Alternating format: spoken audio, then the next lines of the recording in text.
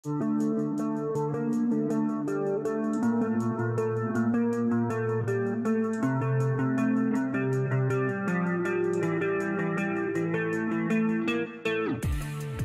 my friend, selamat datang kembali di channel Film Buku.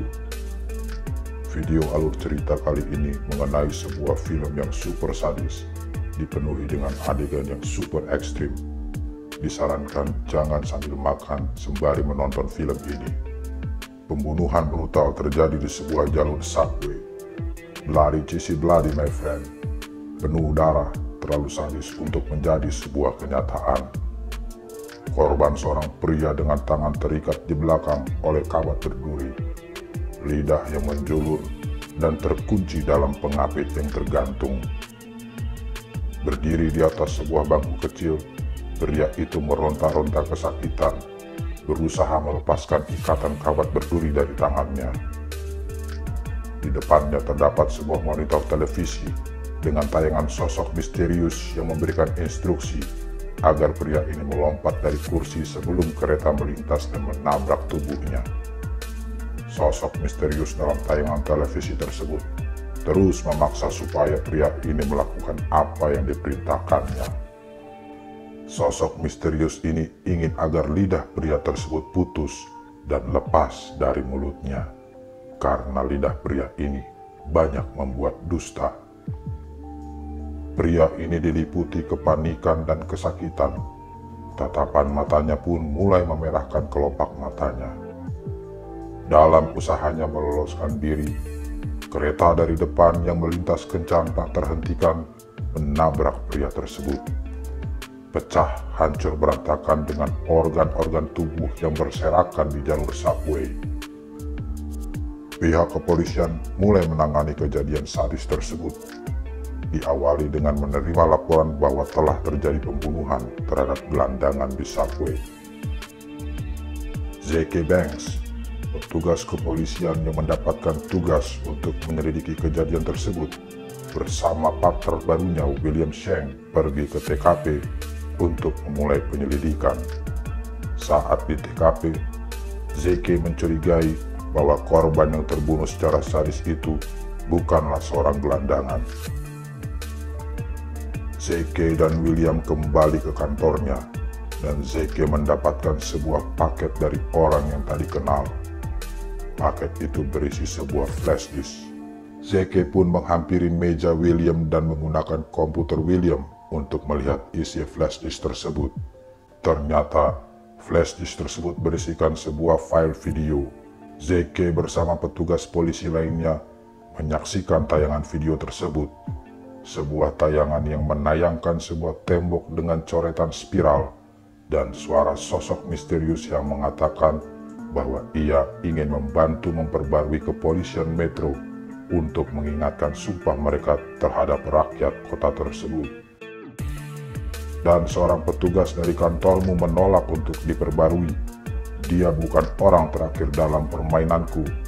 Demikian kata-kata selanjutnya dari sosok misterius dalam video tersebut. Z.K. mengenali dinding dalam tayangan video tersebut. Itu adalah dinding gedung pengadilan. Z.K., William beserta polisi lainnya langsung pergi melihat apakah benar latar dalam video tersebut adalah tembok dari gedung pengadilan yang Z.K. maksud.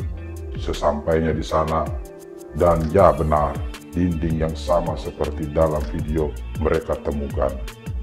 William melihat sebuah kotak yang tersangkut di sebuah jendela di dinding tersebut. Dan William mengarahkan tangannya ke objek tersebut seraya menunjukkan keberadaan kotak tersebut pada Z.K. Z.K. dengan sigap melompat dan mengambil kotak tersebut dan membukanya.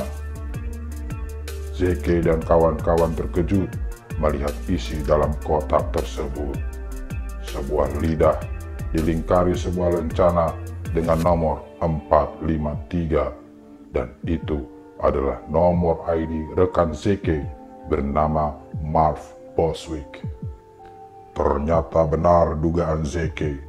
bahwa pria yang tewas mengenaskan di lorong subway adalah bukan gelandangan, dan pria itu tidak lain adalah mantan partnernya sendiri.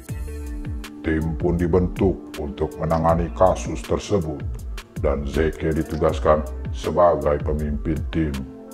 Zeke menemui istri Boswick dan mengucapkan bela sungkawa dan meminta istrinya untuk membantu pengungkapan kasus ini.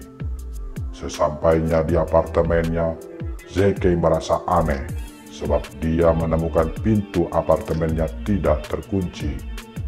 Dia pun mengendap-endap masuk perlahan sambil mengacungkan pistolnya. Dan dia pun terkejut.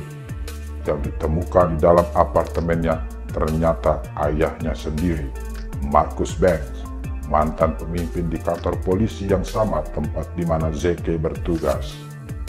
Mereka pun terlibat dialog yang cukup keras, dialog mengenai kerinduan seorang anak untuk merasakan kebersamaan dengan ayahnya.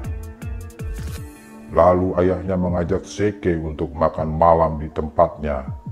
Saat waktu yang ditentukan datang, Zeke datang ke apartemen ayahnya dan hanya menemukan seorang kurir di muka pintu yang menunggu untuk dibukakan pintu. Sementara ayahnya tidak berada di sana. Lama tidak pernah masuk ke apartemen ayahnya, Zeke merasa aneh dengan apartemen tersebut. Paket misterius berikutnya pun tiba, dihantar oleh seorang kurir ke kantor kepolisian Metro dan ditujukan ke orang yang sama, yaitu Zeke. Isi paketnya pun masih sama, sebuah flash disk. Zeke beserta rekan-rekannya kembali melihat file dalam flash disk tersebut.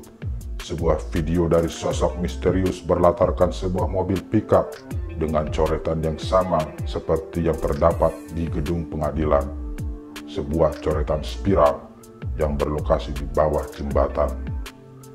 Kapten Angie Garza, pimpinan Zeke, mengetahui lokasi video itu dibuat. Zeke dan tim pun mendatangi lokasi tersebut. Sesampai di lokasi, Zeke mendekati mobil pickup tersebut dan terkejut mendapatkan bangkai seekor babi di dalamnya. Namun dia melihat di atas dashboard ada sebuah kotak kado kecil dengan warna dan bentuk yang sama dengan paket-paket misterius yang diterimanya sebelumnya. Zeke membuka paket tersebut dan kembali terkejut melihat isinya, yaitu potongan 5 jari manusia dengan sebuah lencana bernomor 982. Tak lain dan tak bukan, itu adalah nomor seri salah satu anggota tim yang dipimpin Zeke, yaitu Fitch. Lokasi pembunuhan Fitch pun berhasil ditemukan. Sebuah bangunan gudang kosong berisikan mesin penyiksa. Fitch tewas mengenaskan dalam mesin tersebut. Mesin yang memiliki tali pengikat yang diikatkan ke setiap jari Fitch dan sebuah bak kecil yang dialiri air, namun terdapat kabel tembaga yang dihubungi listrik. Mesin tersebut menarik jari Fitch sampai putus dan aliran listrik menyetrum Fitch sampai tewas dalam bak air tersebut. Fitch diduga terlibat dalam pembunuhan seorang anak yang lokasinya berada di bawah jembatan, lokasi yang sama dengan tempat video terakhir dari sosok misterius itu dibuat. Sebuah film yang penuh dengan adegan sadis, berdarah, dan akan membuat my friend kenyang sebelum my friend memasukkan makanan ke dalam mulut my friend. Siapakah sosok misterius yang melakukan pembunuhan sadis dengan semua korban adalah para petugas kepolisian tersebut? Apakah yang melatari sosok misterius ini melakukan hal-hal sadis itu? Silahkan my friend simak selengkapnya dalam film Spiral.